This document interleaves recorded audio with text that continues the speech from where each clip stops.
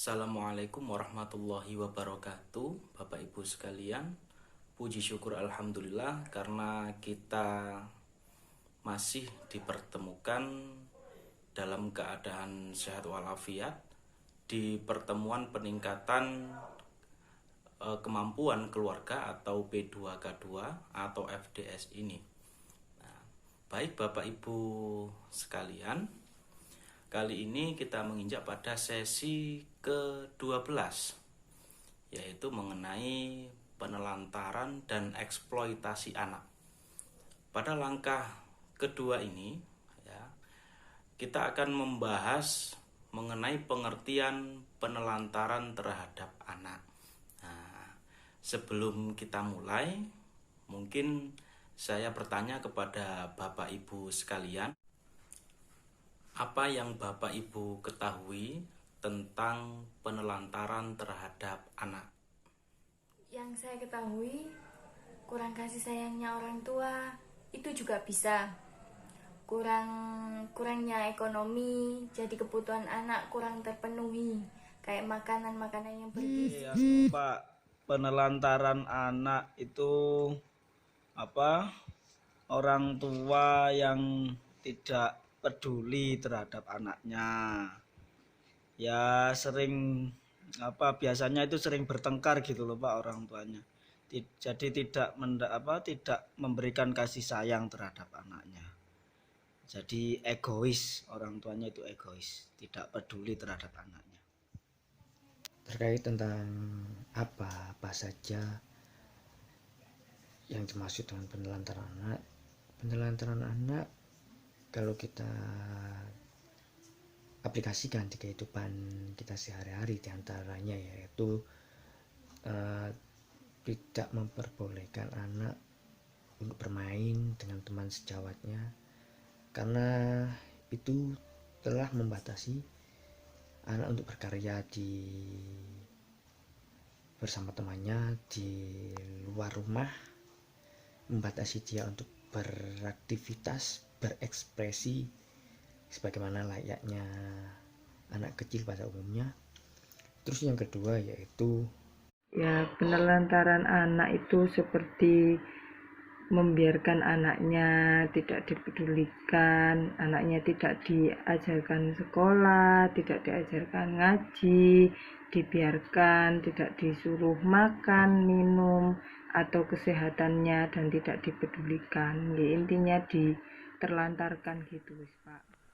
Baik, terima kasih Bapak Ibu sekalian atas jawabannya.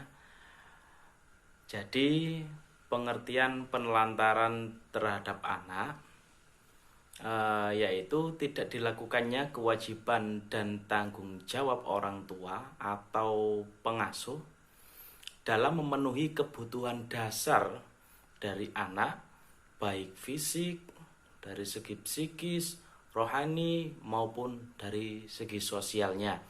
Nah, kemudian anak terlantar yaitu anak yang karena suatu sebab orang tuanya melalaikan kewajibannya sehingga kebutuhan anak tidak dapat terpenuhi dengan wajar, baik secara rohani, jasmani maupun dari segi sosialnya. Nah, jadi yang dimaksud anak terlantar yaitu Bapak Ibu, yaitu dari orang tua itu lalai akan kewajibannya untuk memenuhi kebutuhan dasar dari anak tersebut. Contoh seumpama di rumah Bapak Ibu sekalian ada anak, entah itu anak balita, kemudian anak masih suka bermain, kemudian ketika anak tersebut itu ingin perhatian dari Bapak Ibu, contohnya menangis, entah itu bermain, kemudian ingin bercerita, ingin didongengi, kemudian Bapak Ibu merasa sibuk akan urusannya sendiri sehingga melalaikan kewajibannya untuk menanggapi cerita anak, kemudian memenuhi kebutuhan anak tersebut. Nah, itu juga termasuk penelantaran Bapak Ibu. Jadi seperti tidak tidak mengajak anak bicara, kemudian tidak menghiraukan ketika anak bertanya, kemudian tidak memberi makanan yang bergizi juga bisa. Nah, itu yang namanya penelantaran anak, Bapak Ibu. Nah, dari sini paham nggih? Nah, jadi dari materi sesi ini diharapkan Bapak Ibu sekalian itu lebih memperhatikan anak. Jadi ketika anak itu ingin perhatian, tolonglah Bapak Ibu meluangkan waktu untuk menanggapi, kemudian bercerita, kemudian menemani bermain dan lain-lain. Agar anak tersebut terpenuhi kebutuhan dasarnya. Seperti itu Bapak Ibu. Seperti cerita di seperti cerita di pertemuan sebelumnya, mungkin Bapak Ibu masih ingat dengan ceritanya Tasripin.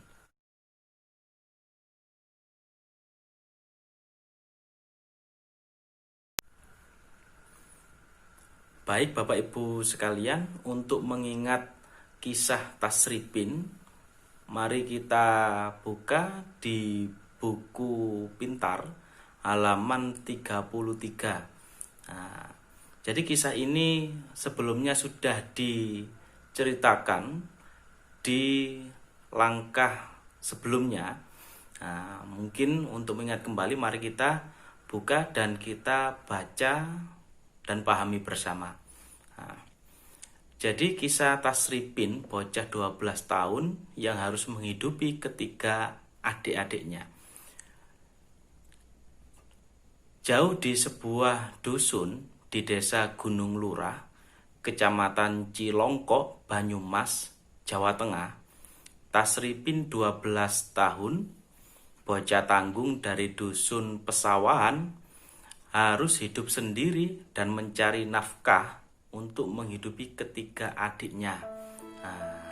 Jadi ini ada bocah 12 tahun yang harus menghidupi ketiga adiknya Bapak Ibu. Jadi saudaranya yang pertama yaitu ada Dandi 9 tahun, kemudian ada Rianti 7 tahun, dan Daryo 5 tahun. Tasripin harus bekerja di sawah agar adik-adiknya tetap bisa makan. Di rumah bilik kayu dengan luas 5 kali 7 meter persegi, dengan satu ruang kamar luas 3 kali 3 meter persegi, dan sebuah dapur dengan tungku kayu bakar serta isi perabotan yang sangat sederhana, dan hanya terdapat 2 buah kursi panjang dan 1 meja beralaskan lantai semen yang sudah pecah. Hidup 4 bocah sebatang kara. Ayah mereka pergi bekerja di Kalimantan bersama kakak tertuanya, sementara ibunya meninggal akibat tertimbun longsor saat sedang mencari pasir 1 tahun yang lalu. Jadi Tasripin ini menghidupi ketiga adiknya semenjak ibunya meninggal dunia Bapak Ibu. Jadi ibunya 1 tahun yang lalu, yaitu 1 tahun yang lalu itu tertimbun longsor saat mencari pasir untuk menafkahi keempat anaknya. Setelah ibunya meninggal, kemudian yang sebelumnya ayahnya juga pergi merantau bersama kakaknya, ini Tasripin yang menggantikan peran ayah, kemudian peran ibu untuk menafkahi, kemudian mengasuh dan merawat ketiga adiknya Bapak Ibu. Kemudian kini bocah-bocah tersebut harus hidup sebatang kara dan tidur dalam satu kamar dengan kasur dan bantal yang sudah tampak lusuh. Dengan ditutupi matras, ketiga adiknya sangat mengandalkan kakak kedua mereka, yaitu Tasripin, yang setiap hari harus bekerja di sawah dengan mencangkul, membersihkan sisa-sisa padi serta menanam padi bersama warga desa pada saat masa tanam. Ibu sudah meninggal dan bapak bekerja di Kalimantan bersama kakak, kata Tasripin ketika diwawancarai oleh beberapa media pada beberapa tahun yang lalu, Bapak Ibu. Kemudian hampir setiap hari Tasripin mesti pergi ke sawah untuk mencari uang demi menghidupi ketiga adiknya. Jadi setiap hari ke sawah untuk bekerja, Bapak Ibu. Para tetangga sekitar yang simpati dengan keadaan Tasripin pun kadang sering membantu memberikan nasi maupun lauk pauk bagi bocah-bocah tersebut. Tak jarang mereka hanya makan dengan nasi seadanya, namun tampak nikmat. Nah, jadi ini seterusnya ini ada wawancara dengan Tasripin. Jadi kata Tasripin, kalau berangkat ke sawah jam 7 pagi dan pulang jam 12 siang, kadang sehari dapat 30 sampai 40 ribu. Itu beli beras dan sayur, sisanya untuk jajan adik-adik. Nah, jadi kata Tasripin seperti itu, Bapak Ibu. Nah, jadi uang hasil kerja di sawah itu digunakan untuk membeli beras, kemudian lauk pauk seadanya, kemudian sisanya diberikan untuk jajan adik-adiknya. Nah, kemudian Tasripin itu putus sekolah, Bapak Ibu ya. Pagi sebelum dia berangkat ke sawah, Tasripin harus memasak nasi dan sayur untuk adik-adiknya. Selain memasak, dia juga harus mencuci pakaian, menyapu, serta memandikan adik-adiknya. Tetapi bukan hanya sekedar memandikan dan memberikan makan untuk adik-adiknya.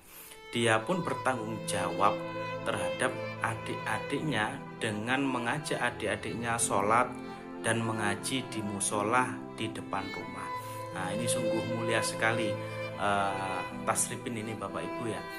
Jadi selain Tasripin ini setiap hari pergi ke sawah mencari nafkah, Tasripin juga mengingatkan kepada adik-adiknya untuk tetap dekat dengan Tuhannya, yaitu Allah, Bapak Ibu ya.